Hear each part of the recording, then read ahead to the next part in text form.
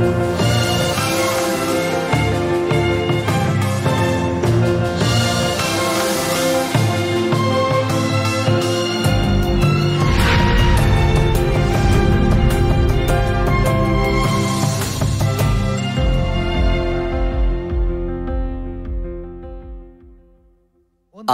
या आपण प्रेषितांच्या पायावर स्थापित झालेले चर्च ऑफ गॉड या उपदेश शीर्षकासह परमेश्वराच्या वचनाचा अभ्यास करूया. आपले चर्च ऑफ गॉड येशूने स्थापित केले आणि प्रेषितांनी त्याची जोपासना केली. मग 4थ्या शतकाच्या सुमारास शब्बात आणि वलांडण नाहीसे झाले आणि परमेश्वराच्या नियमांची जागा मूर्तीपूजक प्रथांनी घेतली. प्रकाश नसल्यामुळे याला चर्चच्या इतिहासामध्ये अंधकाराचे युग म्हटले जाते. अंधकाराच्या युगानंतर ख्रिस्त आन्सांग हुंग 1918 मध्ये त्यांच्या संतानांना वाचवण्यासाठी पृथ्वीवर आले.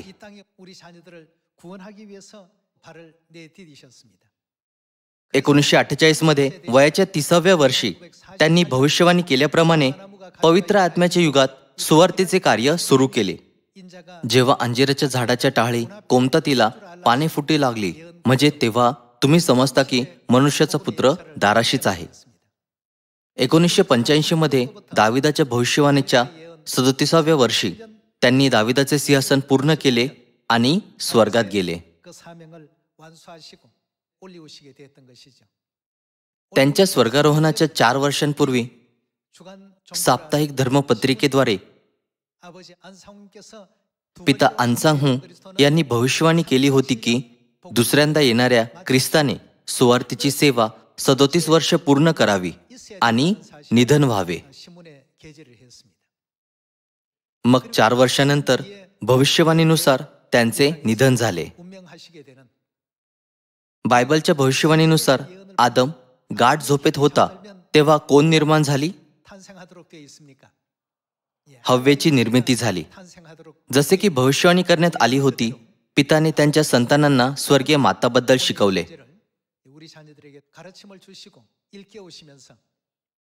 त्यांनी लिहिले, अलिशाने एलियाचे पालन केले, यहोशुआने मोशेचे पालन केले, पेत्राने येशूचे पालन केले आणि मी माताचे पालन करतो. त्यांनी हे आपल्या स्वतःच्या हस्ताक्षरात नोंदवले आणि त्यांच्या संतानांसाठी मौल्यवान शिकवणी दिल्या. त्यानंतर चर्च ऑफ गॉड स्वर्गीय माताच्या मार्गदर्शनाखाली सुमारे 40 वर्षे परिश्रमपूर्वक सुवार्तेच्या मार्गावर चालले.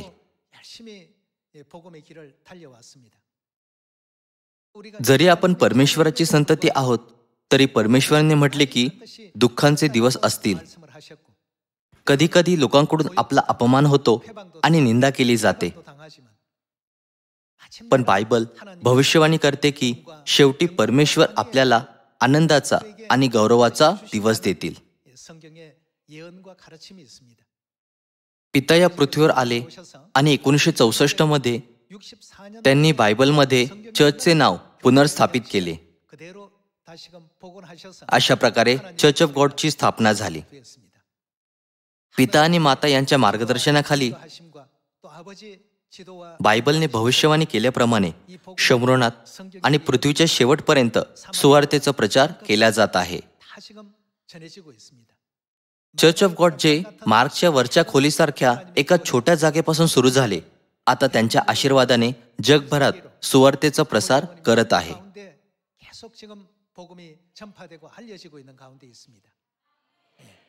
प्रत्येक देशात लोकांना त्यांच्या प्रसिद्ध विद्यापीठांचा आणि महत्त्वाच्या संस्थांचा अभिमान असतो. जर तुम्ही अशा संस्थांचे सदस्य असता तर लोक तुमच्याकडे आदराने पाहत असत. स्वर्गातील देवदूत कोणाचा हेवा करतात? असे लिहिले आहे की ते चर्च ऑफ गॉडच्या लोकांचा हेवा करतात, जे नव्या कराराचे पालन करत आहेत.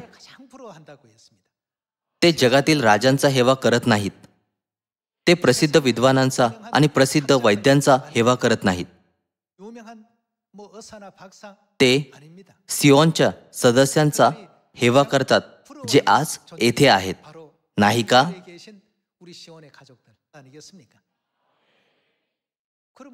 म्हणून तुम्ही चर्च ऑफ गॉडमध्ये उपस्थित राहण्याचा अभिमान बाळगला पाहिजे. असे का आहे? चर्च ऑफ गॉडची स्थापना कोणी केली? येशूने 2000 वर्षांपूर्वी पुत्राच्या युगात त्याची स्थापना केली. सर्व ख्रिस्ती प्रेषित पेत्र, प्रेषित पौल आणि प्रेषित योहान ज्याने प्रकटीकरणाचे पुस्तक लिहिले यांची प्रशंसा करत नाहीत का? ते कोणत्या चर्चमध्ये जात होते? ते आपले चर्च आहे. आपल्या चर्चची साक्ष बायबल आणि संदेष्टांद्वारे देण्यात आली आहे, जे परमेश्वराद्वारे संदेष्टांच्या पायावर स्थापित केले आहे आणि परमेश्वराद्वारे शिकवले गेले आहे. आपण अशा चर्चमध्ये उपस्थित राहतो याचा आपल्याला अभिमान वाटला पाहिजे. प्रचार करत असताना तुम्ही लोकांना विचारू शकता, तुम्ही चर्चला जाता का? जर ते म्हटले हो, तर विचारा, तुमचे चर्च परमेश्वराद्वारे स्थापित करण्यात आले आहे का? आपले चर्च परमेश्वराद्वारे स्थापित करण्यात आले होते. तुम्हाला आमच्या चर्चबद्दल उत्सुकता नाही का? आज या आपण विषयावर एक दृष्टी टाकूया. बायबल सांगते की आपल्या जीवनात दुःखांचे दिवस असतील. जोपर्यंत यरुशलेमचे दुःखांचे दिवस संपत नाहीत, तोपर्यंत तिच्या संतानांचे या जगात स्वागत केले जाणार नाही. तथापि बायबलमध्ये या दुःखांच्या दिवसांची भविष्यवाणी केलेली आहे. म्हणून आपण त्यांच्यावर मात करू नये का? जेव्हा हे समाप्त होईल तेव्हा परमेश्वर म्हणतील, तुमचे दुःखांचे दिवस आता समाप्त झाले आहेत. शेवटी ते आपल्याला काय देऊ इच्छितात? ते आपल्याला गौरव आणि आनंदाचे दिवस देतील.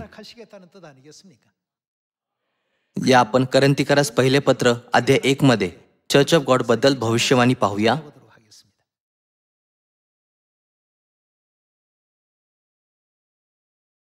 करंथीकरास पहिले पत्र अध्याय 1 वचन 1. करंथी येथील देवाच्या मंडळीस, म्हणजे ख्रिस्त येशूमध्ये पवित्र केलेल्या व पवित्र जन होण्यास बोलावलेल्या लोकांस, आणि आपला प्रभू येशू ख्रिस्त म्हणजे त्यांचा व आपलाही प्रभू यांचे नाव सर्व ठिकाणी घेणाऱ्या सर्वांस, देव आपला पिता व प्रभू येशू ख्रिस्त यांपासून तुम्हाला कृपा व शांती असो. करंथीमधील चर्चचे नाव काय होते? ती परमेश्वराची मंडळी होती. बायबलमध्ये फक्त परमेश्वराच्या मंडळीची साक्ष आहे. नाव खूप महत्वाचे आहे. परमेश्वराची मंडळी हे असे चर्च आहे ज्यांचे संचालन परमेश्वर करतात. चर्चचे नाव परमेश्वराची मंडळी आहे कारण त्याची स्थापना परमेश्वराने केली आहे आणि परमेश्वराद्वारे मार्गदर्शन केले आहे. म्हणून जेव्हा येशूने 2000 वर्षांपूर्वी चर्चची स्थापना केली तेव्हा त्यांनी त्याला परमेश्वराची मंडळी असे नाव दिले.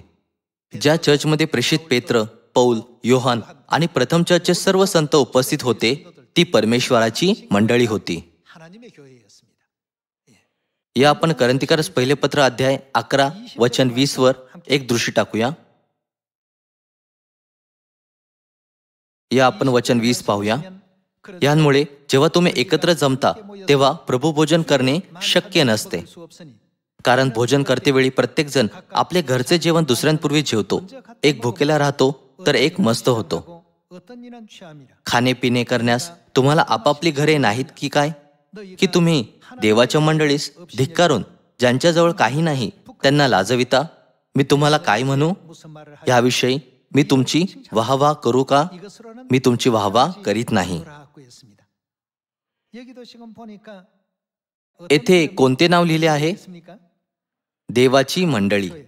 अगदी प्रथम चर्चच्या काळातही काही सदस्यांनी देवाच्या मंडळीच्या नियमांचे पालन केले नाही, परंतु त्यांच्या इच्छेप्रमाणे कार्य केले. प्रेषित पौलाने लिहिले, अशी कृत्ये देवाच्या मंडळीमध्ये कधीही केली जाऊ नये. देवाच्या मंडळीचा तिरस्कार करणे अस्वीकार्य आहे. या आपण अध्याय 15 वर जाऊया. करंथीकरास पहिले पत्र अध्याय 15 वचन 9 मध्ये लिहिले आहे, कारण प्रेषितात मी कनिष्ठ आहे, कारण मी देवाच्या मंडळीचा छळ केला. जेव्हा प्रेषित पौल यहुदी धर्माचा सदस्य होता तेव्हा त्याने देवाच्या मंडळीचा छळ केला.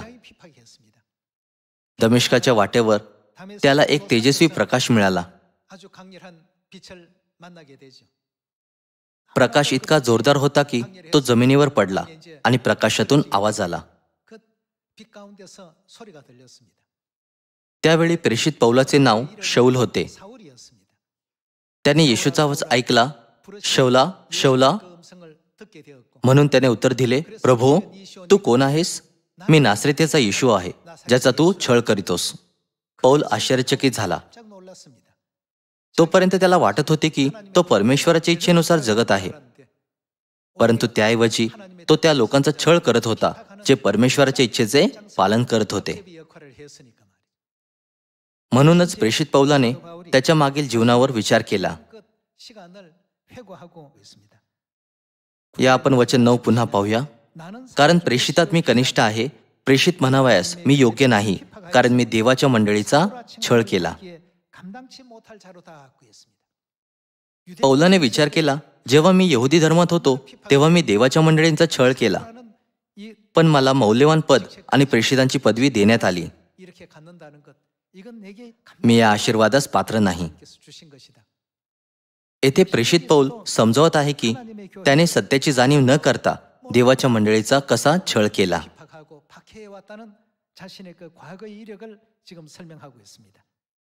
या आपण तिमोथीला पहिले पत्र अध्याय 3 वचन 15 वर एक दृष्टी टाकूया.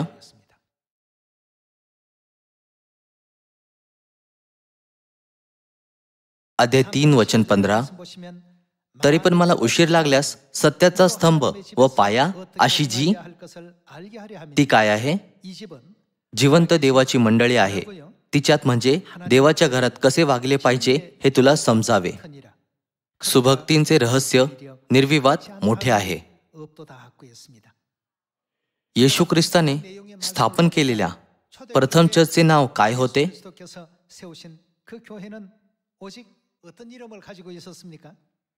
ते देवाची मंडळी होते. मग चर्च ऑफ गॉड कोणत्या पायावर रचले गेले?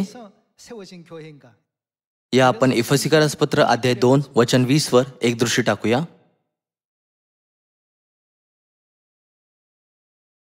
अध्याय 2 वचन 20. प्रेषित व संदेष्टे या पायावर तुम्ही रचलेले आहात. स्वतः ख्रिस्त येशू मुख्य कोनशिला आहे. त्याच्यामध्ये सबंध इमारत जोडून रचली असता प्रभूच्या ठाई वाढत वाढत पवित्र मंदिर होते. प्रभूच्या ठाई तुम्हीही आत्म्याच्या द्वारे देवाच्या वस्तीसाठी एकत्र रचले जात आहात. प्रेषित आणि संदेष्टांच्या विश्वासाच्या आणि त्यांनी शिकवलेल्या सत्याच्या पायावर कोणते चर्च रचण्यात आले?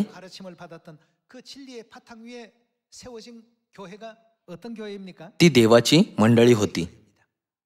येशूने त्याला या प्रकारे स्थापित केले. ख्रिस्ताने त्या चर्चची स्थापना केली ज्याची बायबलमध्ये भविष्यवाणी करण्यात आली आहे आणि ज्याच्या भविष्यवाणीची हमी दिलेली आहे. त्यांनी देवाची मंडळी मानवजातीच्या तारणासाठी सर्वात महत्त्वाचे ठिकाण म्हणून स्थापित केले. म्हणून आपण आपल्या चर्चचा अभिमान बाळगला पाहिजे.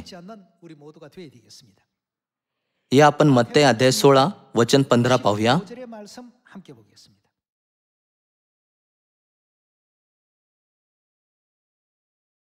मत्ते अध्याय 16 वचन 15. तो त्यांना म्हणाला, पण तुम्ही मला कोण म्हणून म्हणता? शमोन पेत्राने उत्तर दिले, आपण ख्रिस्त जिवंत देवाचे पुत्र आहात. येशूने त्याला म्हटले, शिमोन बायोना, धन्य तुझी, कारण मांस व रक्त यांनी नव्हे तर माझ्या स्वर्गातील पित्याने हे तुला प्रकट केले आहे. आता या आपण जवळून पाहूया. वचन 18. आणखी मी तुला सांगतो, तू पेत्र आहेस आणि या खडकावर मी कोणाला दर्शवतो? येशूला. आपली ते काय रचतील? मंडळी रचीन. आपली मंडळी कोणाचे चर्च आहे? त्रिएकनुसार येशू हे पुत्र परमेश्वर आहेत. मी आपली मंडळी रचीन व तिच्या पुढे अधोलोकाच्या द्वाराचे काहीच अधोलोकाच्या द्वाराचे काय होणार नाही? ते चालणार नाही. मी तुला स्वर्गाच्या राज्याच्या किल्ल्या देईन आणि पृथ्वीवर जे काही तू बांधशील ते स्वर्गात बांधले जाईल व पृथ्वीवर जे काही तू मोकळे करशील ते स्वर्गात मोकळे केले जाईल. येशूने या चर्चचा अधिकार मान्य केला. जेव्हा आपण मत्ते अध्याय 16 जवळून पाहतो तेव्हा आपण पाहू शकतो की येशू पेत्राला असे म्हणत आशीर्वाद देतात की तू पेत्र आहेस आणि या खडकावर मी आपली मंडळी रचीन.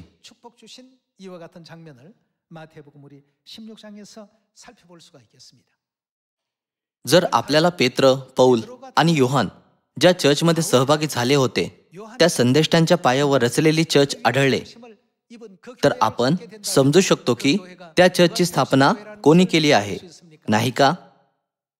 2000 वर्षांपूर्वी येशूने म्हटले, मी आपली मंडळी रचीन आणि शरीरात आलेल्या परमेश्वराला ओळखण्यासाठी पेत्राला स्वर्गाच्या राज्याच्या किल्ल्या दिल्या. कोणत्या चर्चला असे आशीर्वाद मिळाले आहेत? आपण बायबलकडे दुर्लक्ष करू नये, पण त्याचे काळजीपूर्वक परीक्षण केले पाहिजे. जर आपण त्या चर्चमध्ये उपस्थित राहिलो तर ते आश्चर्यकारक नाही का? सर्व लोकांनो, हे चर्च जेथे तारणाची हमी दिली जाते आणि सत्यवचन दिले जाते आपले चर्च ऑफ गॉड आहे. आपण याची जाणीव ठेवली पाहिजे. या आपण लूक अध्याय 22 वचन 7 वर एक दृष्टी टाकूया.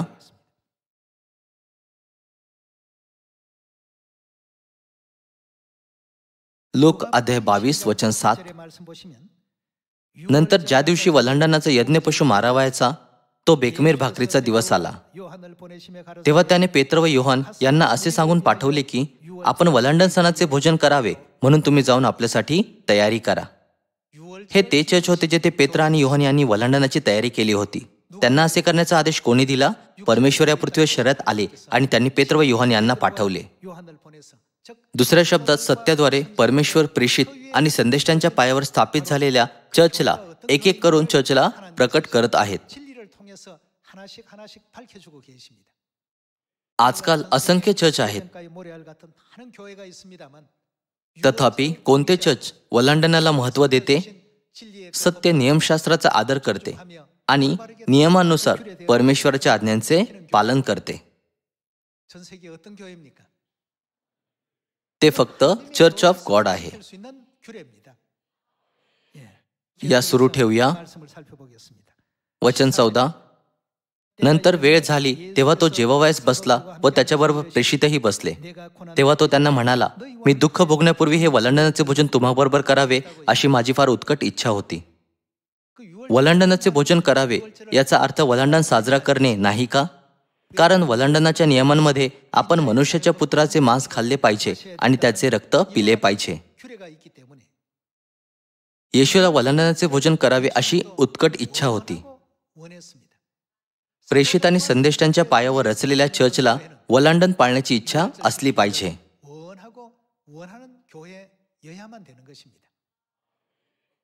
तथापि इतर चर्च वल्हांडण सण साजरा करतात का? वल्हांडणाचे पालन करणारे इतर कोणतेही चर्च नाही. दुसऱ्या शब्दात इतर चर्च हे येशूने स्थापन केलेले चर्च नाही जे प्रेषित आणि संदेष्टांच्या पायावर रचलेले होते.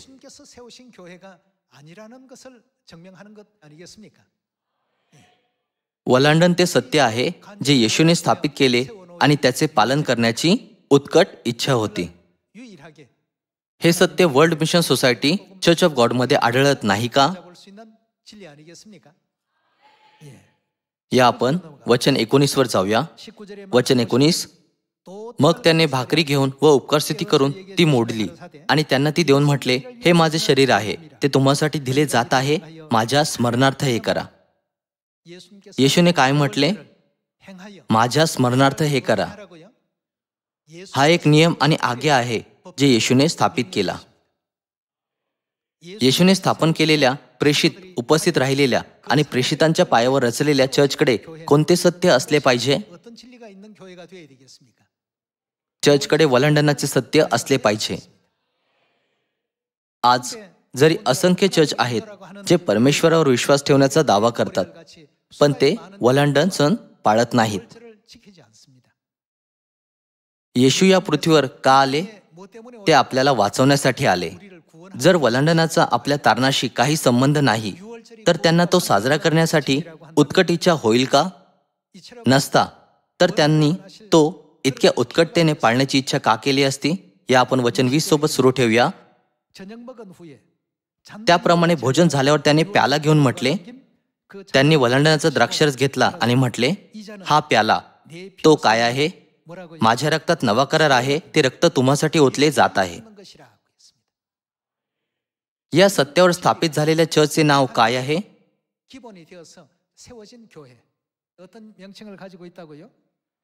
ते चर्च ऑफ गॉड आहे.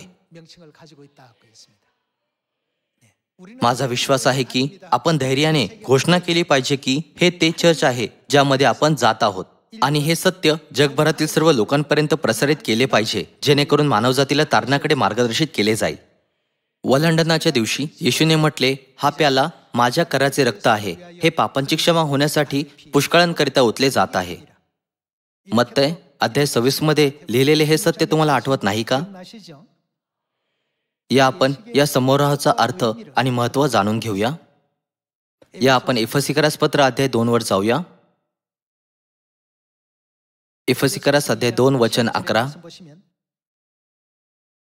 म्हणून आठवण करा की तुम्ही पूर्वी देहाने परराष्ट्रीय आणि ज्यांची सुनता हाताने केलेली म्हणजे देहाचे आहे अशा स्वतःला सुनती म्हणवणाऱ्या लोकांकडून बेसुनती म्हणवले जाणारे होता.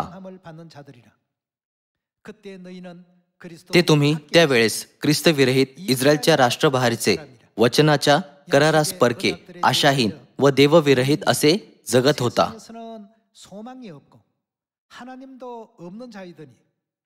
परंतु जे तुम्ही पूर्वी दूर होता ते तुम्ही आता ख्रिस्त येशूच्या ठायी ख्रिस्ताच्या आपण कसे जवळचे झालो आहोत? रक्ताच्या योगे जवळचे झाले आहात. सत्य करार जो ख्रिस्ताच्या रक्ताशी जोडलेला आहे खूप महत्वाचा आहे. पूर्वी आपण परके होतो, पण आता आपण त्यांच्या रक्ताने जवळ आलो आहोत. या आपण वचन 19 वर जाऊया. तर ह्यावरून तुम्ही कोण आतापासून परके व उपरी नाही. तुम्ही आता पाहुणे नाहीत, पण पवित्र जनांच्या बरोबरीचे नागरिक व देवाच्या घरचे आहात. घरचे या शब्दाचा अर्थ कुटुंब आहे. ख्रिस्ताच्या रक्ताद्वारे आपण परमेश्वराच्या जवळ आलो आहोत. आपण काय आहोत असे बायबल सांगते? आपण परमेश्वराचे कुटुंब आहोत. मग वल्हांडणाच्या भाकरीने व द्राक्षरसाने आपल्याला परमेश्वराचे कुटुंब कसे बनवले? प्रत्येक जण संतानांना त्यांच्या मातापिताकडून काय वारसा मिळतो? त्यांना त्यांच्या मातापिताकडून मांस आणि रक्त वारशाने मिळते. परमेश्वर आपल्याला या शारीरिक तत्वाद्वारे जागृत करतात. वल्हांडणाची भाकर त्यांच्या शरीराला दर्शवते आणि वल्हांडणाचा द्राक्षरस त्यांच्या रक्ताला दर्शवतो. म्हणून परमेश्वराचे मांस आणि रक्त प्राप्त केल्याने परमेश्वरासोबतचे आपले नाते पिता आणि माता व त्यांच्या संतानांसारखे स्थापित होते. जरी परमेश्वराने म्हटले माझ्या स्मरणार्थ हे करा, पण वल्हांडण पाळणारे कोणते चर्च आहे का? हे धक्कादायक आहे. म्हणूनच परमेश्वराने म्हटले, ते पाहत असता पाहत नाहीत, ते ऐकत असता ऐकत नाहीत व त्यांना समजतही नाही. पण धन्य तुमचे डोळे, कारण ते पाहत आहेत, आणि तुमचे कान, कारण ते ऐकत आहेत. बायबलनुसार आपण खरोखर आशीर्वादित आहोत. आपल्याला स्वर्गातून असे आशीर्वाद मिळत आहेत. त्यामुळे आपण कोणाशीही आत्मविश्वासाने बोलू शकतो. तुम्ही कोणत्या चर्चमध्ये जाता? मी येशूने स्थापन केलेल्या चर्चमध्ये जातो. अशा प्रकारे आपण आपले चर्च व सत्य यावर विश्वास ठेवला पाहिजे. हाच विश्वास आहे, नाही का? जर आपण बायबलच्या भविष्यवाण्यांवर विश्वास ठेवण्यात अपयशी ठरलो आणि आपण त्या बियासारखे झालो, जे वाटेवर किंवा खडकाळ जमिनीवर पडले, तर आपण मूर्खपणा करू, जसे सूर्याखाली ते बियाणे सुकून जातात. म्हणूनच येशूने प्रकटीकरण अध्याय 3 मध्ये म्हटले, तुझा मुकुट कोणी घेऊ नये, म्हणून जे तुझ्याजवळ आहे ते दृढ धरून राहा. बायबल आपल्याला शिकवत नाही का की आपण या महान सत्याला कधीही हलके समजू नये आणि एसावप्रमाणे त्याचा त्याग करू नये. परमेश्वराने या पृथ्वीवर जगाला वाचवण्याच्या महान उद्देशाने चर्चची स्थापना केली. या कारणास्तव त्यांचे स्वर्गारोहण होण्यापूर्वी त्यांनी त्यांच्या शिष्यांना एक विनंती केली. त्यांनी म्हटले की ते परत येईपर्यंत आपण काय केले पाहिजे? शंभरोनात आणि पृथ्वीच्या शेवटपर्यंत या सुवार्तेचा प्रचार करा. त्यांचा अर्थ असा होता की स्वर्गात आपण केलेल्या पापांची क्षमा मिळवण्याचा एकमेव मार्ग म्हणजे सुवार्तेचा स्वीकार करणे. या आपण मत्ते अध्याय 28 मधील येशूच्या आज्ञेची पुष्टी करूया. या आपण मत्ते अध्याय 28 वचन 18 पाहूया.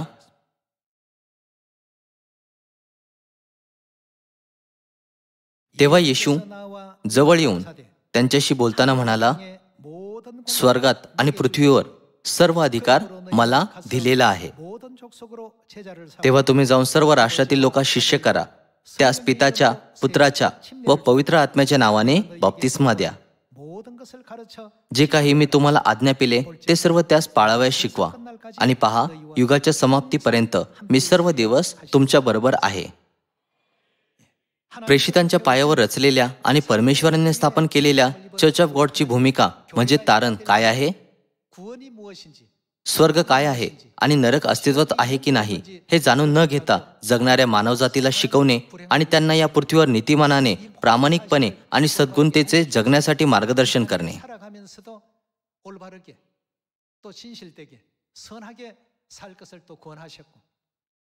येशूने आपल्या चर्चला, मानवजातीला हे शिकवण्याची आज्ञा दिली की पृथ्वीवरील जीवन त्यांना पश्चाताप करण्यासाठी आणि स्वर्गात केलेल्या पापांची क्षमा मिळवण्यासाठी देण्यात आले आहे, जेणेकरून ते दररोज परमेश्वराचे आभार मानू शकतील, त्यांचे गौरव करू शकतील आणि त्यांची स्तुती करू शकतील.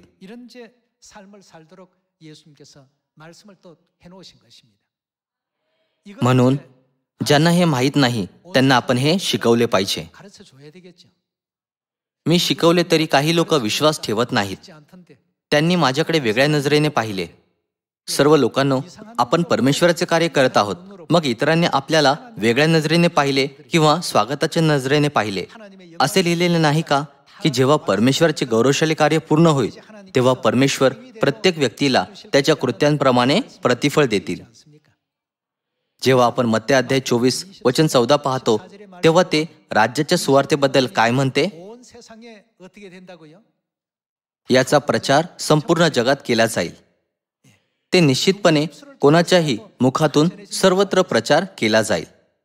आपली सुवार्ता कधीही अपयशी होणार नाही.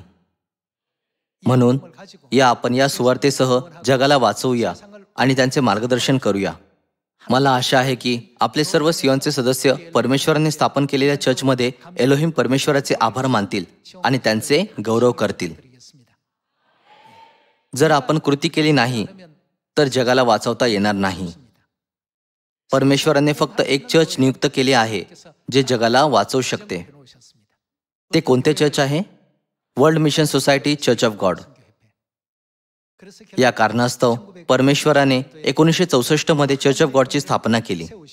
मार्कच्या वरच्या खोलीसारख्या छोट्या जागेत उपासना करत असताना त्यांनी नेहमी यावर जोर दिला, राज्याची ही सुवार्ता सर्व जगात गाजवली जाईल.